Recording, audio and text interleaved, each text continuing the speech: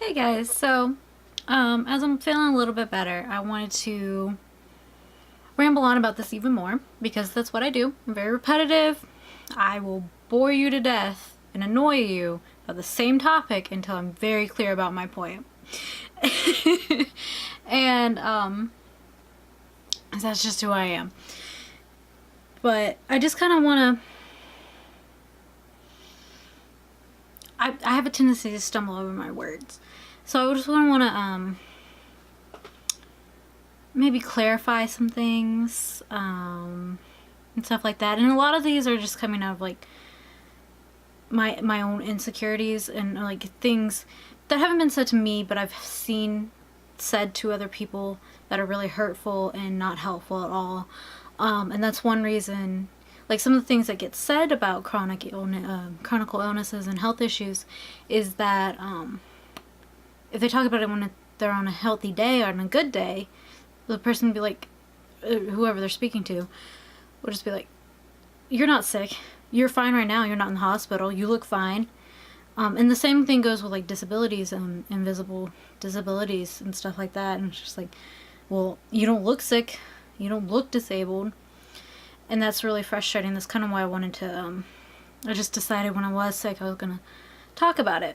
And honestly, and I mentioned this last week in the last video, I talked about health illnesses. It was cold and then it got hot and stuff like that. That was one thing. Shit, I completely lost my train of thought. And yeah, it's just like people, and it's like unless they can see you being visibly ill, they'll just be like, oh well, they're just looking for attention, they're not really ill, they don't need help or support or anything like that. They're just, and some people even go as far as they're just trying to get money and blah blah blah. And there are rare but occasional, or sometimes there have been cases where people will fake illnesses to do something terrible, and they do have something wrong with them. It's just not what they're saying it is. That's something else completely. And that's why I was like, oh yeah, and I was gonna just talk about like the kidney transplant and living with chronic illnesses in the future, and then I got slapped all of a sudden by whatever's going on here. And that's just what happens when you're chronically ill, chronic health problems. You can be perfectly fine for months, not have any issues. All your labs will look good. Your doctor's like, you're great, you're doing everything you need to do. And then out of nowhere, you get slapped with something. And it's like being hit by a train. Because you go to be able to, you can go to work, school, whatever, do normal things, exercise, be creative, focus on things, get out of bed, and do whatever. And the next day, it's just like you're completely exhausted, you're drained, your body just goes like that. And I'm honestly surprised I'm feeling as well as I am compared to how I was this morning. I mentioned like what my scale was, my personal scale. I was at an 8 to 9 this morning. So really high up there. Like if I didn't already have a doctor's appointment scheduled for tomorrow, I would have just gone to the ER because that's how sick I was feeling. And pain level, it woke me up in the middle of the night many times, so I didn't get any sleep. And that's another thing. It's like you're told to rest, but that doesn't always help because you're sick, and so you're just more tired, you're more exhausted, you're more drained, and you can't gain any energy. And it's like an endless cycle of just bleh, like sick and just not feeling up to par, not feeling you can do anything, and it's just miserable. And like you get tired of going to the doctors, like I mentioned this, you get tired of having to take meds and going to the doctors. Like I go to my kidney doctor, my specialist, every 6 months, and then I go to primary doctor at least every 3 months. And that's just for general health. That doesn't include like the dentist, the OBGYN, or anything like that. That I also have to go to. Well, I don't go to the dentist that often, but I should go more than I do, but I don't. But yeah, so you just have to keep very meticulous not lists, but like care, and just make sure everything is good. I'm trying to busy my hands because I'm really bad about picking up like pens, and like I have makeup down here right now. I'm trying not to touch it. It's just an anxiety thing because I'm still not completely, I don't know what to, I'm getting more used to speaking to the camera, but I don't know what to do with my hands. I'm just like, what do I do with my thingamajig? But, and that's like mostly, and like I said, it's coming out of my insecurities. Nobody's said it to me. Nobody said it to me yet. And like, oh, you're faking it for attention. You know, you're just showing you. And this is why I'm like, constantly like, I don't want pity. I don't want that. I just want to bring light to this. That chronic illnesses suck so much, and it can make you feel really alone. And I mentioned in my depression videos that part of my depression stems from the medical stuff, because it can put you in a really dark place when, you know, you just want to be normal. Like, you don't want to have to worry about making sure if you're out with friends, bring your meds with you. And I mean, I've been doing this so long, and my friends are great and supportive, and they're like, you know, they make sure I take my meds if they know I've brought them with me and stuff like that. But you're out at a bar or wherever, and you got to take your meds, and then once you take your meds, you can't party anymore, and you really shouldn't be like drink. You don't take your meds with alcohol. Do not do that. You will fuck yourself up. Don't do that. It's not healthy. I have notes. That's why I keep looking down, because like I already said, I ramble, go off in bunny trails, which I've already been doing, but it's not as bad. And yeah, it's just like you feel really, really alone, and like if you're the only person you know out of like your family or your friend group who has a chronic illness, it's really difficult, and you can feel like a burden. And so it's like a mixture of not having anyone to talk to or to understand you. If you do try to talk to someone or put it out there on the internet and you're not visibly ill, you're gonna get shit. You're gonna get told you're looking for attention, you're looking for pity, or whatever. And if you talk about it when it's a good day, you get same thing, or he's like, you don't look sick, you know, you're just looking for attention, blah blah blah. It's like I just want somebody to understand, and then it's the want to be normal. It's just really emotionally and mentally draining as well as physical, because your friends might go to the doctor once a year for their physical or checkup or whatnot, and maybe they'll get something where they gotta get antibiotics once a year, like, I don't know, got a bad bug or something, like a virus, and they go to the med stop and get an antibiotic, and that's as much as they have to deal with, which I'm glad. I would not wish chronic illness on anyone. It's a pain in the ass, to put it lightly, and so like that's why I'm kind of just saying, hey, this is what I'm going through physically right now, in this very moment. This is my situation.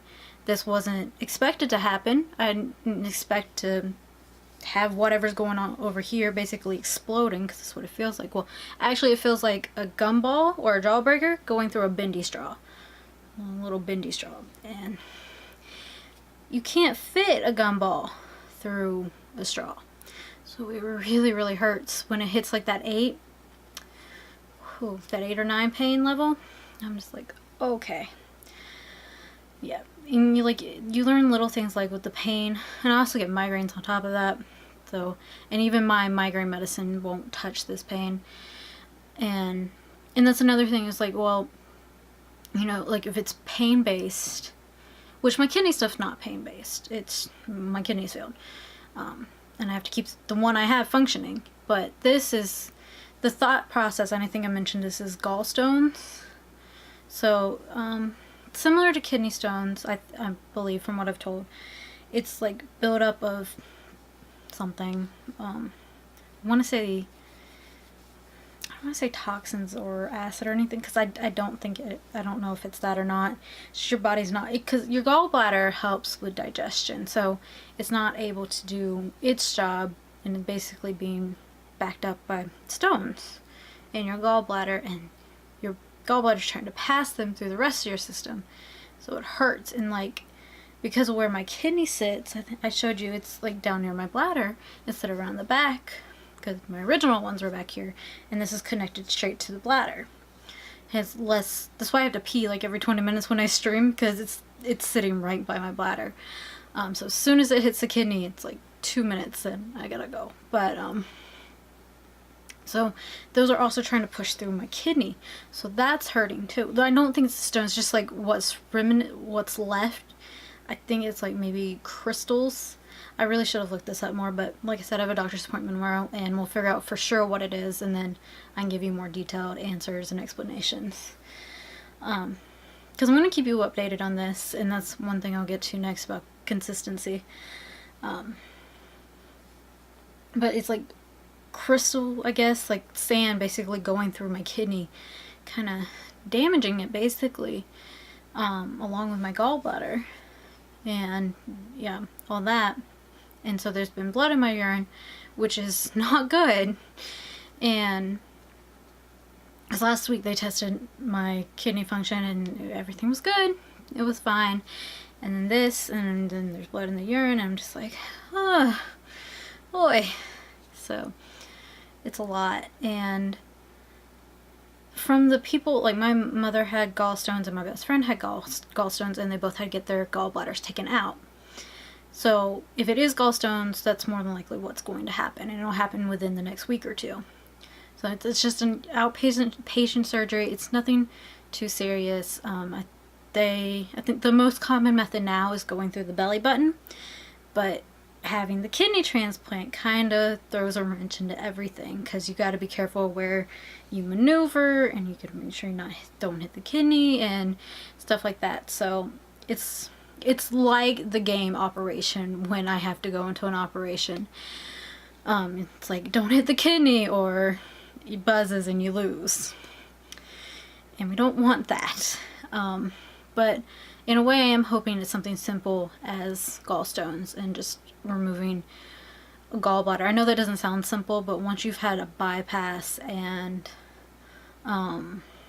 transplant and a million other things, a procedure that's done regularly, literally every day, millions of people, you can live without your gallbladder.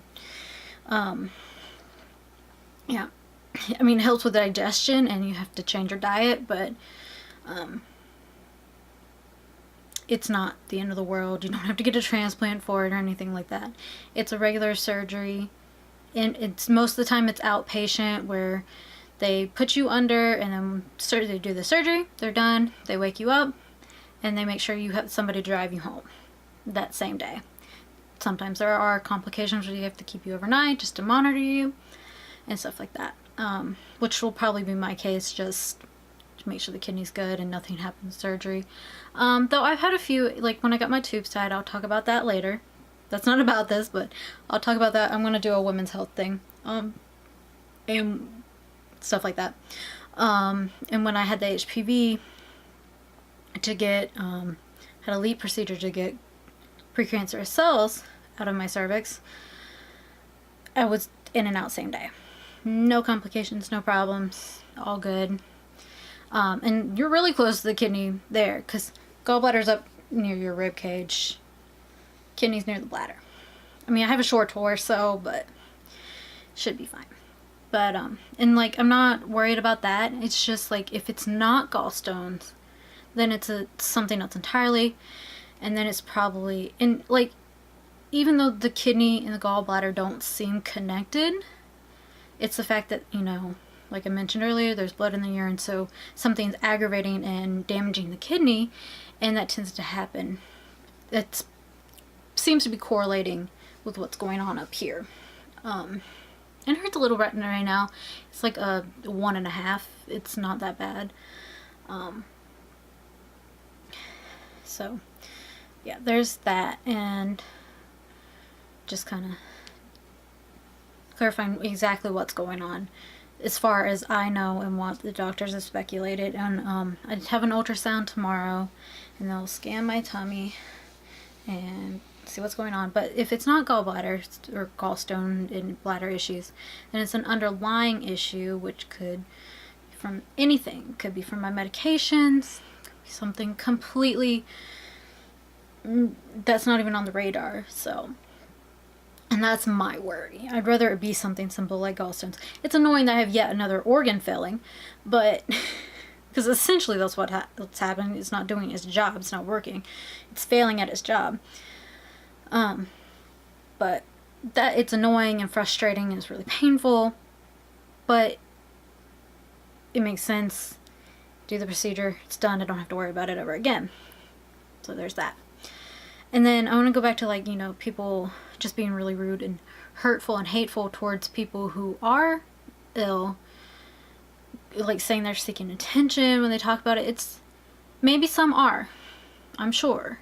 I mean, but for me, I'm talking about it because I want others that are going through it who don't have the same support system I have or anything like that to know they're not alone. That there is somebody who understands, you know, the not being able to get your meds on time, having to wait and ration things out because your money's tight, and, you know, struggling with having good days and bad days and what that means for various people. Like, a healthy person's bad days, like, I just had a shitty day at work, made me a little nauseous, maybe something you ate didn't sit well, which that happens to me too. But you take like some Pepto and you're fine, and you go about your life. And then in a good day, you don't have to worry about anything. Some people's good day is their pain, instead of being at a 10, is at a 7.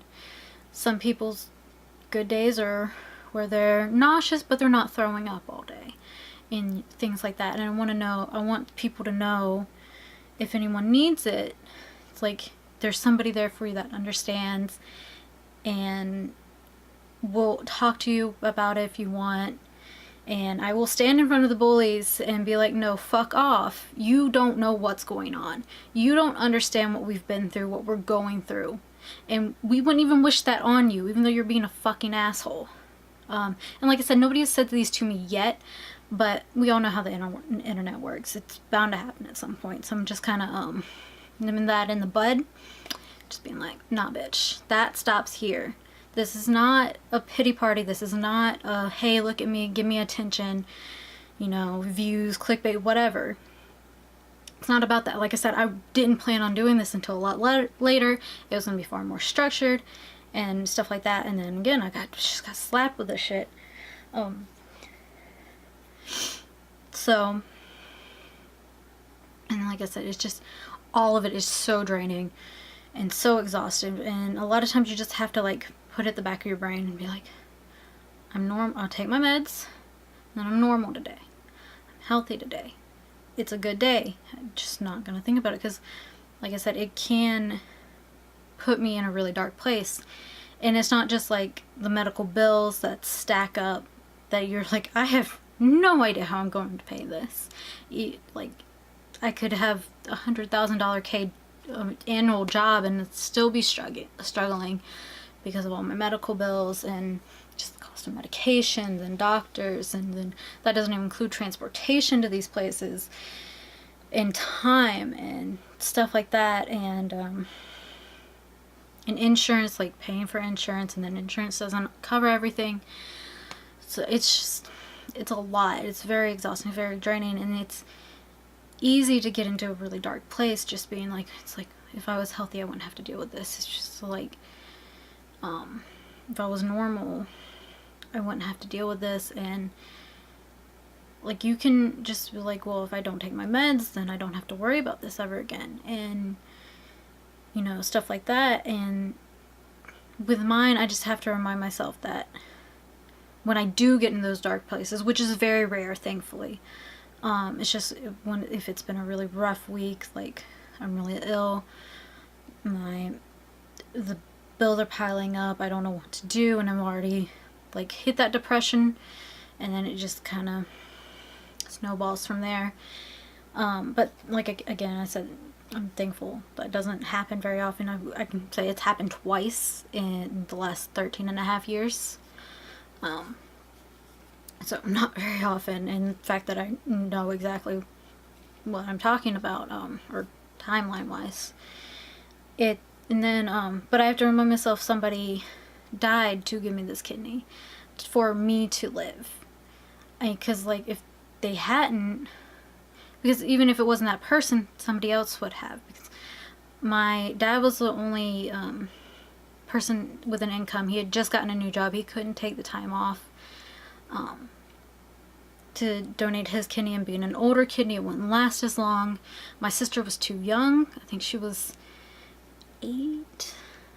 Yeah, should have been like 7 or 8. And then my mother has health problems of her own, so she wouldn't have been able to do it.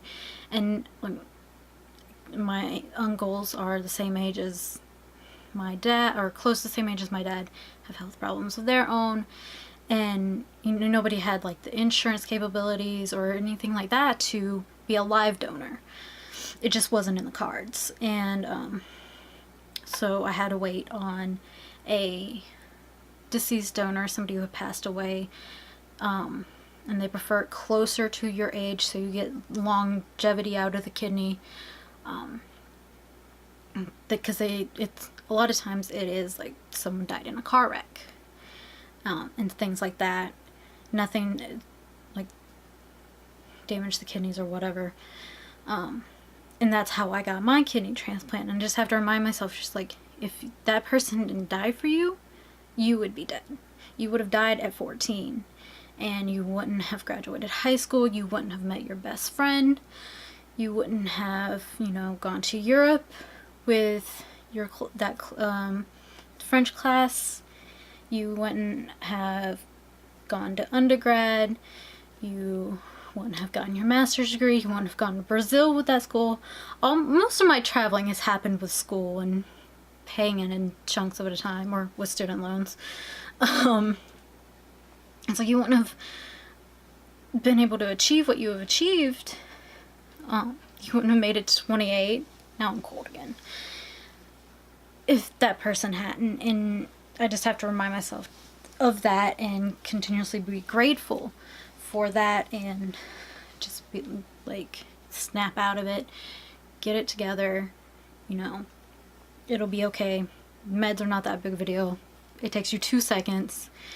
It can be frustrating sometimes, but just a little annoyance, and just like, and I know that seems petty and little, but it's just, you get tired of it, and you're just like, God, I just want to be healthy. I don't want to have to do this. I don't want to have a drawer full of different medicines. Because you don't only have your prescribed meds, you have, like, I have over-the-counter pain meds for, like, Tylenol. And I don't have to use them much, but, if you get a little headache, and, like, my knees hurt all the time, I talked about that. And it's just, like, honestly, it's amazing. I made it to 28, and I feel older than 28. Like, my body, it's falling apart. I know I look young. I look very tired right now, but I look young. But I feel like a limb's gonna pop off or something. And, I made his paint come off. He's gonna be naked. This is gonna cut off in a minute, but I'm gonna keep talking, and I'll just restart it. But yeah, so I just gotta be thankful that I have made it to 28, and remind myself why I've made it to 28, and just, it's like, keep pushing forward, try to be healthy as much as I can within my ability, within the doctor's abilities, and keep striving to the next thing. Because, and that kind of comes to my next subject, I was just like, I want to be consistent with this, and that's why I'm letting you know. I'm like giving you necessary transparency. I'm not going to tell you every little detail about my life, but if I can't film a video or edit or upload or anything like that, I want you guys to know why, because no, I don't have a lot of subs and followers or whatever, but I do want to grow this, and I can't grow it if I can't upload. And I have a ton of ideas I want to do for this, 'cause I've said it a million times, but I really do enjoy doing this, which surprised the hell out of me. I never thought I would want to enjoy sitting down in front of a camera and just talking into the void of the internet. But, and showing you guys how to do different things. Like, I want to do cooking videos. I'm going to start doing sewing videos next week, hopefully. Depends on schedules. My friend's going to help me. I like doing Let's Plays, even though I'm not good at video games. It's still fun for me. And just want to do a ton of different things on here and watch it grow. And just to... I mean, people use the word community, I guess. I don't know. Just make it where, like, there's a support system. Kind of want to help. Not for me. I have a good support system, but for people who feel alone, or because of mental health, or because of chronic health, or just in general, a place to find some peace and find some support and love. And that's what I want to do. But I can't do that if I can't upload and make videos and keep growing this and be consistent. Even if I have to go down to 3 videos, I don't want to go down to 3 videos a week. And right now I do 5, and then I stream on the weekend. But, and I know they're not the best videos in the world, but I enjoy doing it, and it's what I have right now. And as it grows, it'll change, because that's just what happens. And hopefully it changes for the best.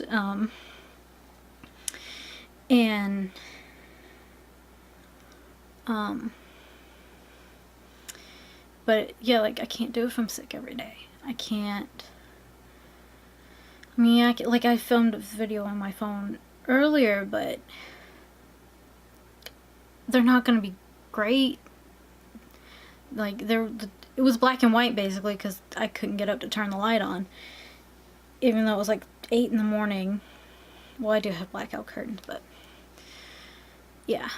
And it's just like, well, why would I bother doing that? And I want to be consistent, because consistency helps grow, and I have so many ideas. I just want to get them out and stuff like that. And I want people to know that they can come to this channel and there'll be something there. There'll be somebody to talk to, and stuff like that. And so they're not alone. They don't feel alone. Can come together, which would be really great, because it's really rough right now. The world is really mean, but there are good people in it, and there are good things in it, and I want to help bring people together and show that there are good things in there, and there is still hope, and we can make things better. We can change things for the better and stuff like that. And that's why I talk about things like mental health, talk about women's health, about how fucked up the American medical system is. I'm going to talk about how fucked up the education system is. And talking about real life things that affect me, like those things. And then chronic illness, because there's a lot of sickness in the world. Some of it preventable, some of it your body just is like, hey, I'm going to stop working. No reason why. And one thing that shocked me the most, and that's why I wanted this to be like community kind of thing, which, like, Emory has like a mentor program and stuff like that, where you can reach out and talk to people, and people will talk out to you. But I never wanted to do that. It just felt really awkward. I wasn't comfortable with it. And on the internet, it's easy to, type a comment and be like, hey, this really helped me, or I really enjoyed this, or be like, it really, because I've done this, and just been like, hey, I really needed that, thank you, and things like that, and just start an interaction without that weird awkwardness of having to be like, hi, I'm so-and-so, and this is my life story, and things like that. So, and it kind of just breaks down the wall a little bit, and so there's that bond and understanding that you can develop and stuff like that. And one thing that shocked me about what I was going to say when my kidneys failed is how, I mean, granted I was 14, so I didn't know much about chronic illness outside of what my family had, my parents and stuff had gone through, but there were babies, infants, who needed transplants, and heart transplants, lungs, tissue, bone marrow, kidney, liver, all of that, like this big, along with like teenagers down the hall and adults across the street, and it's just like, holy shit. And kidney transplants especially didn't happen until, I want to say, 1954 or 52, so not even 100 years ago. It's a very new medical practice in the human time span and the medical time span of things. And so just like, not only finding out that my body doesn't work, but it's not uncommon. Well, what happened to my kidneys is uncommon, but not having to get a transplant or anything like that's not uncommon at all. And that really shocked me. But it kind of is comforting at the same time, if that makes sense, because you're like, okay, I'm not the only one going through this. You know, the doctors know how to handle this and stuff like that. You can find a support system if you need to. But it can just seem very daunting and kind of alienating at the same time, even with this knowledge that it's like, I know other people are going through the same thing or something similar, but I just don't know how to approach it. And I find it's easier online, and some people express themselves better through writing and stuff like that. I know I do, more or less, unless it's face to face, and then I still just ramble forever and repeat myself. But yeah, I thirsty.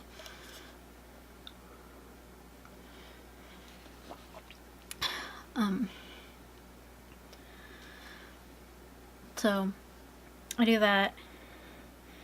And so again, community, coming together, understanding, knowing you're not alone, and knowing that you have somebody to talk to, not just knowing that somebody else is going through something similar, but having somebody to talk to about your experiences and what you're going through, and kind of just bouncing ideas and support and love off of each other is why I want to talk about this. This isn't attention on me. This is to light something up that isn't touched on very much. Like, you hear about chronic illnesses and stuff like that, but like I said, there's always going to be that one asshole who's like, you just want attention, and I'm like, or like, oh, shut the fuck up, we don't care, you've talked about it enough. There's always going to be that guy. But I'm hoping by talking about what I'm going through, others will feel more comfortable to talk about what they're going through, and we can progress the sciences in the medical fields just by talking about it. Just by being open and accepting and understanding that not everybody's the same. Some people are really going through it, and being supportive helps more. Maybe they are attention seekers. That just means they need even more support and love. And like, I used to not want to talk about it all that much. Like, I would let my teachers know and my friends know and bosses know, but I would say, even now, I'd say like my last job, only maybe 3 people knew. That was my two of my managers, and maybe 1 or 2 other co-workers knew I had a kidney transplant or anything like it, because I'm not just going to be like, hi, I'm Christy, I have a kidney transplant, because that's ridiculous. But I even, like, when I was assistant manager at Soma, I had a kidney infection. It knocked me out for a week. I had to be in the hospital for a week. And my manager knew, but the rest of my staff didn't know. And they were all texting me like, what's going on? Why are you in the hospital? Are you okay? And I was like, yeah, my kidney just has an infection. They're like, what? I was like, yeah, I have a kidney transplant. Like, why didn't we know? Why didn't you tell me? I'm just like, It's not something you just start a conversation with. But I want it to be like, here, you can, if you want to. You don't have to. And I don't like telling people I'm in the hospital because, one, I'm just like, it's not that big. If it's not something big, most of the time it's not. It's just doctors being precautious and, you know, better safe than sorry kind of thing. And it, like, I'm just like, I'll tell my dad, I'm like, just let Steffi and Ariana know. That's all that matters. Don't have to tell anybody else. Don't have to make a big deal of it. It's not that serious. And also, I appreciate when people come to visit. Appreciate people saying, you know, their thoughts and whatnot are with me. And they hope for a speedy recovery. And they want to come and visit and see how I'm doing. I do appreciate it. But it also takes away from the healing time. I mean, because if I am in the hospital, I'm really fucking sick. And I just want to rest. I don't want to try to keep up a conversation.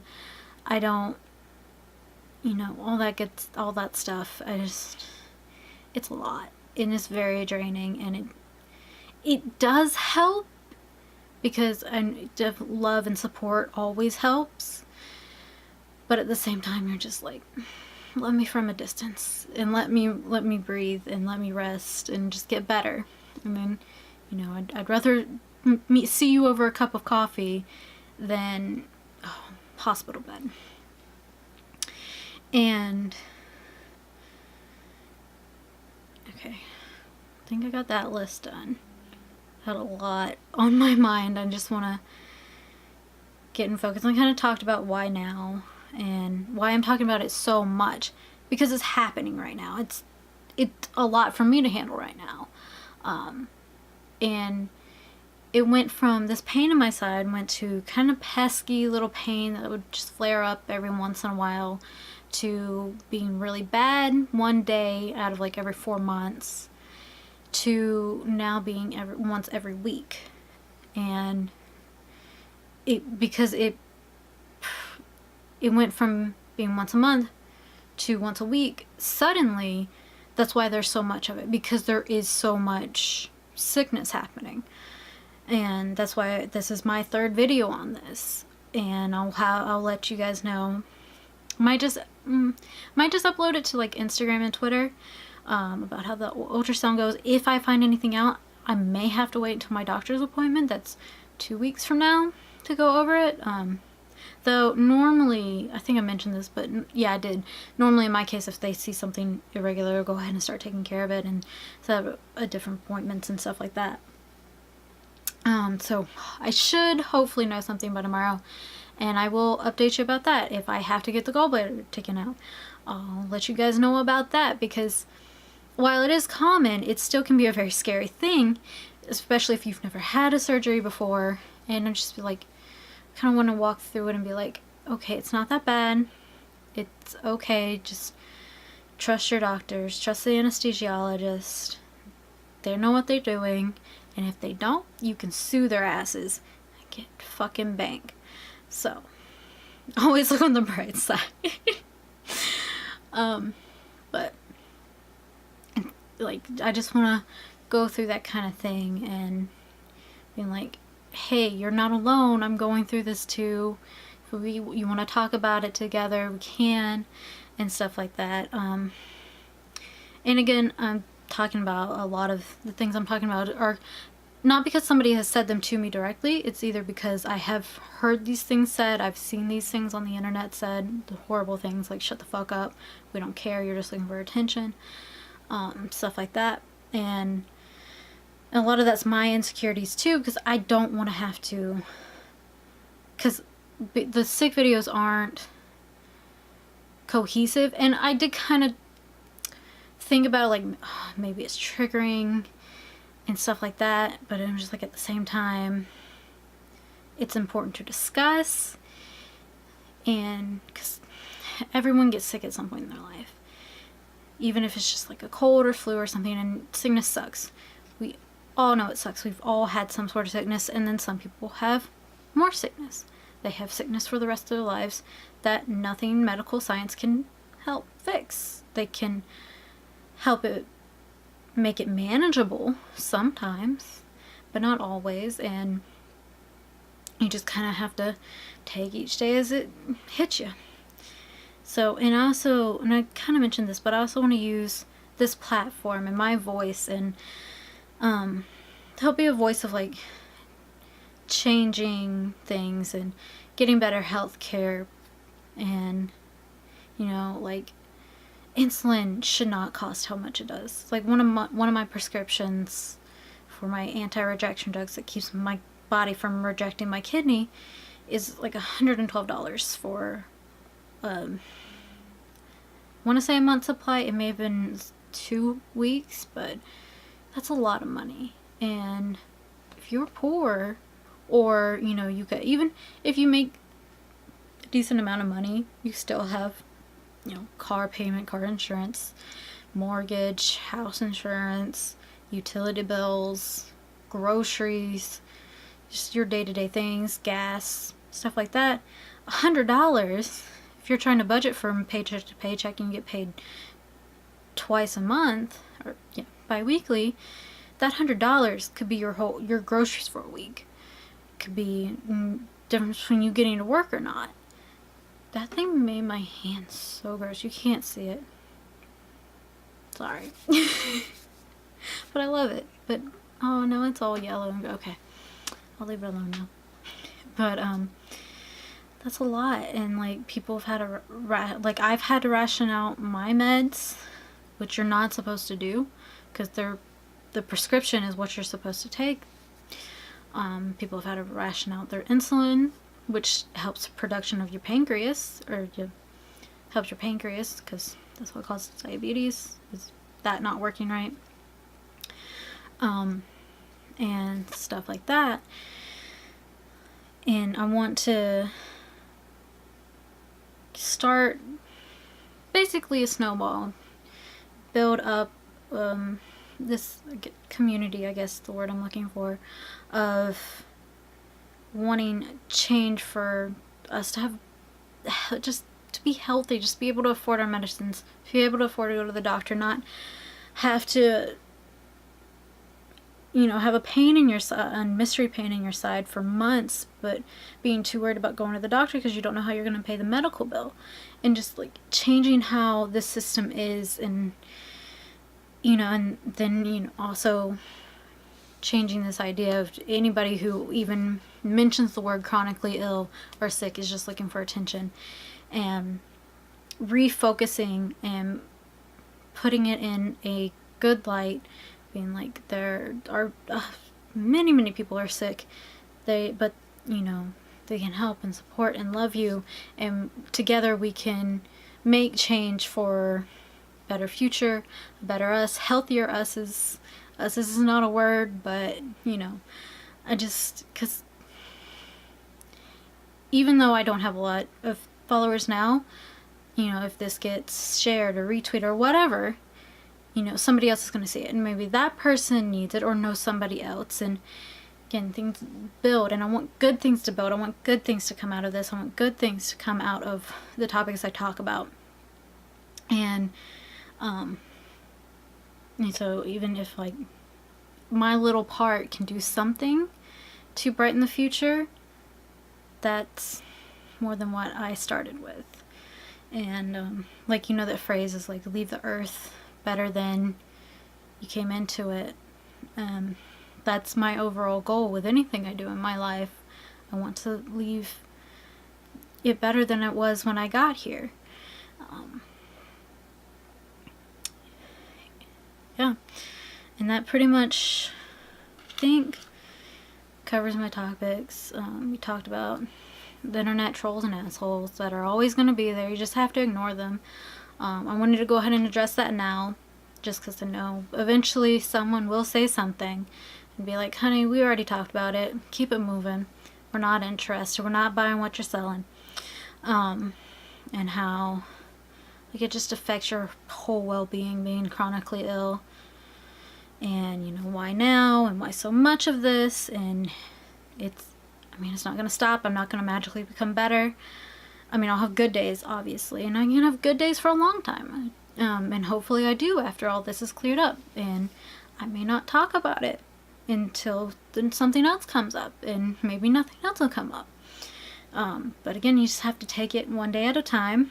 And then, yeah, talked about how I want this to grow and me being consistent, and I have to be healthy to be consistent. So I also want to be as transparent as necessary to like get my point across and let you know what's going on. So if, you know, I just disappear off of social media and everything else, just like, she's probably sick.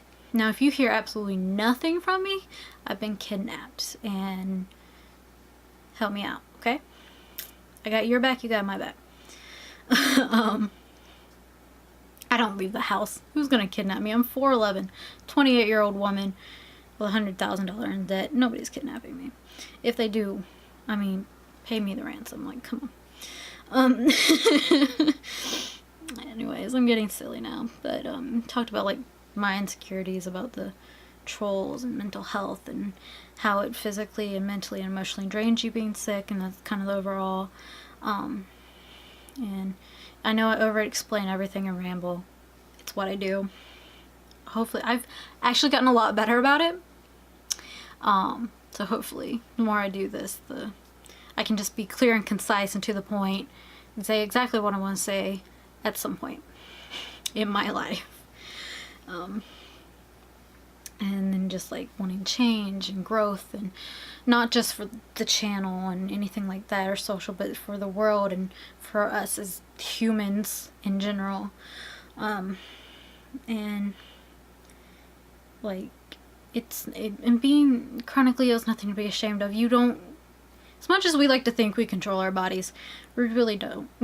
It does whatever it wants to do, no matter if you give it all the vegetables and fruits and healthy things and exercise and all that good stuff, and it's still gonna do whatever it wants.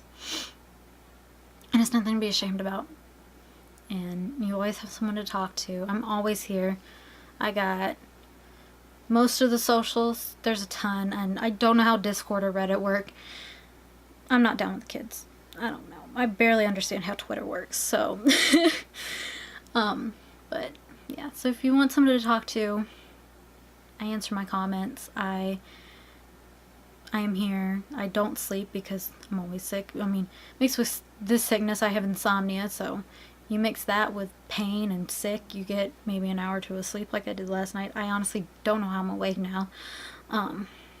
Or have any energy, because it was rough this morning. If you go back and watch that video, I am like trying not to pass out from the pain in that video, so I understand if you don't want to watch it, and that's fine. I don't expect, like I said the other day, I have no expectations, just high hopes. But yeah, so I will stop rambling. Again, if you want to talk, I'm here. If you just want to get a conversation going in general, just about this stuff on your social medias and whatnot, or just in the comments or whatever, feel free.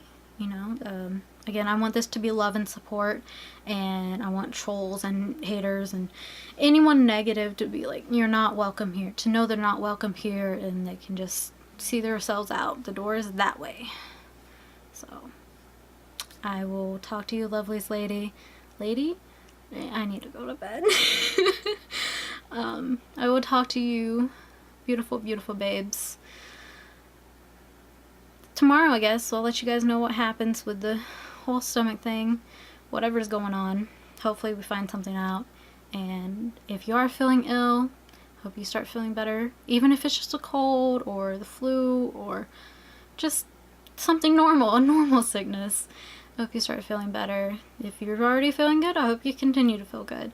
I hope you have a great night, and I love you, and thanks for listening to me ramble. I really appreciate it.